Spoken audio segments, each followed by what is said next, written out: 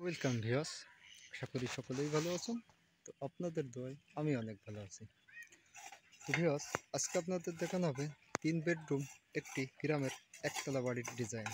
তো ভিডিওটা কেউ স্কিপ করবেন না, স্কিপ করলে এই ভিডিওটার সম্বন্ধে আপনারা কিছু বুঝতে পারবেন না। তো ভিউয়ার্স, দেখতে থাকুন, কারণ এই ভিডিওটি আপনার উপর থেকে করা হচ্ছে এই কারণে, নিচেই আপনার মাটির নাই, অনেক পুকুরের ভিতর থেকে গাঁথনিটি তোলা, এই জন্য আপনার উপর থেকে দেখানো হচ্ছে। তো ফার্স্টেই আপনাদের দেখাবো সিঁড়ির ল্যান্ডিংটি। তো দেখুন কি অসাধারণভাবে সিঁড়ির ল্যান্ডিংটি করা হয়েছে।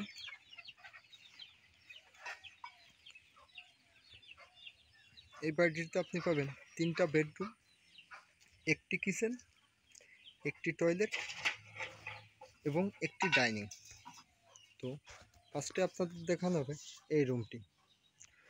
তো এই রুমটি আপনার করা হয়েছে 11 ফিট বাই 12 ফিট।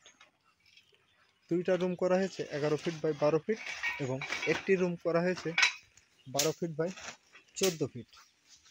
তো দেখুন, এই যে রুমটি দেখতে পাচ্ছেন, এই রুমটা হচ্ছে আপনার 12 ফিট বাই 14 ফিট। তো এই বাড়িটিতে আপনার কলমের প্রয়োজন পড়েছে 12টি। প্রত্যেকটা কলম করা হয়েছে 10 ইঞ্চি বাই 10 ইঞ্চি করে। প্রত্যেকটা কলমে আপনার রড ব্যবহার করা হয়েছে 12 মিলি 4টে করে এবং 8 মিলি রডের রিং টানা হয়েছে। তো দেখুন, এবং আপনার বিমে রড দেওয়া হচ্ছে 16 মিলি রড 2টা এবং 12 মিলি রড 2টি করে। বাড়িটি আপনার 3 তলা ফাউন্ডেশনের করা হয়েছে। তো দেখতেই থাকুন। আপনার লিন্টনটি করা হবে 7 ফুটে। তো আপনারা কেউ গ্রামের ভিতরে যদি একতলা বাড়ি করতে চান, তো অবশ্যই আমাদের সাথে যোগাযোগ করলে আমরা বাড়ির ডিজাইন ড্রয়িং আপনাদের বিনামূল্যে দিতে পারি। তো কমেন্টে জানাবেন যে কার কি প্রয়োজন আছে। তো বাড়িটির ব্যাকগ্রাউন্ডে এবার আমরা যাব।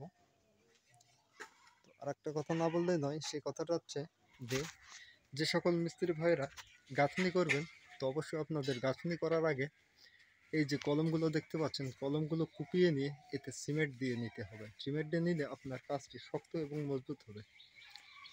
তো দেখুন কাজের প্রসেসটি কত সুন্দরভাবে কিন্তু গাঁথনিটি করা হয়েছে। গাঁথনিটি করা হয়েছে আপনার 4 বস্তা বালি এবং 1 বস্তা সিমেন্ট দিয়ে। এবার আমরা বাড়িটির ব্যাকগ্রাউন্ডে আপনাদের নিয়ে যাব।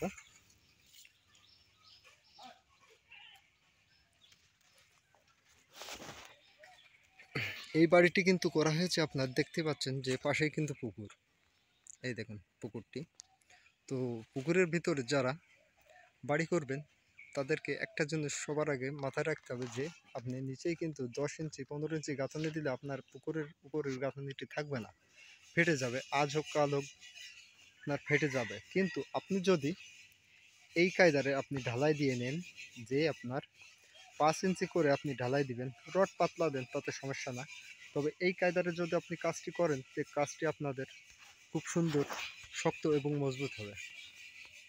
তো দর্শক বন্ধুরা, আরও অন্যান্য বিষয় যদি আপনাদের জানার থাকে তো অবশ্যই কমেন্টে জানাবেন।